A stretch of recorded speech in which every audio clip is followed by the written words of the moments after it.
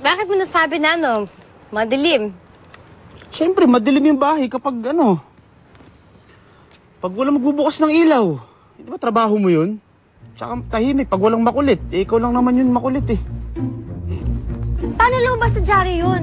Tsaka paano nalaman yung tungkol dun? Alam mo kasi, Wishart, yung mga press talagang ganyan yan eh. Maraming paraan yan eh. Kaya ngayon, ayun, para maging mabango ulit yung pangalan ni Justin eh, nag-schedule si Mr. H ng interview para kay ate at para kay Justin. Naku, gagamitin na naman nila si Jessie para i-save si Justin? Parang gano'n na nga. Basta, may darating ditong press mamaya, interviewin tayong dalawa. Okay? Tungkol saan pa yung interview na yan? Hindi tungkol sa ating dalawa kung paano tayo nabubuhay mag-asawa. Ganun. Tungkol dito sa bahay. Kabisado mo na yun. Naku, parang hindi naman pwede yan. Ginagawa na ng panakipbuta si Jessie. Naku, Wishart, hindi tayo papayag. Kailangan natin ma-warningan si ate. Wishart, huwag mo sanang sabihin sa kanila na sa akin mo nalaman yung mga bagay niyan. Eh. Kasi kung nagkataon, syempre, yari na naman ako. Ha? Oo na, sige na, promise.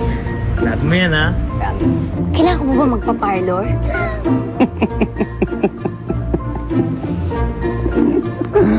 Ikaw, magpaparlor ka pa. Kahit anong pa-parlor gawin mo, gaya pa rin tsura mo eh. Alam mo, buwisit ka talaga eh. Aalis na ako Kailangan ko na magpa-beauty, sleeping beauty. Sige, magpabilad ka pa dyan. Putiin mo, mukha mong espasol. Ganun lang pala patawanin yun. Ibig sabihin, gagawin ko ulit yun? Lucette. Hello, ate. Huwag kang magpapa-interview, Ha? Bakit naman? At paano mo nalaman may interview? Naku, gagamitin ka lang nila para pagtakpan mo si Eileen at saka si Justin. Kanino mo naman malaman yan? Eh di si Donald. Ako yun si Donald. Talaga naman kalalaking tao. Napaka-chismoso. Hindi totoo yun. Hindi talaga totoo yun.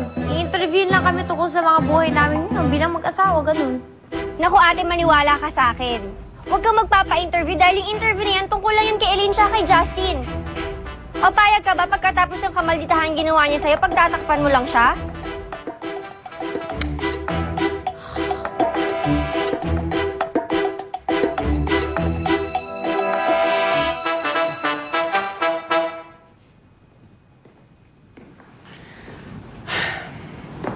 Hoy, Jessie. Ayoko na magpa-interview. Ano? Bakit? Wala, nagbago ng isip ko.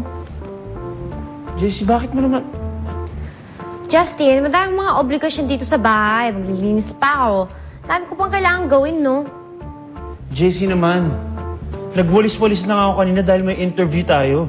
Bukas mo na gawin yung iba. Hindi pwede.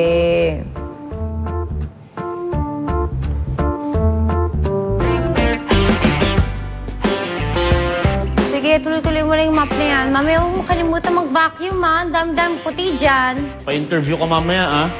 Oo, huwag kang kalala. Kaya nga kailangan stress-free. Kasi syempre, ayoko na maging matronic beauty ako kahit pa paano chinita-mistisa din ako. Ano? Diba? Sige lang, tuloy-tuloy mo lang yan. Exercise naman din yan sa'yo eh. Ito na.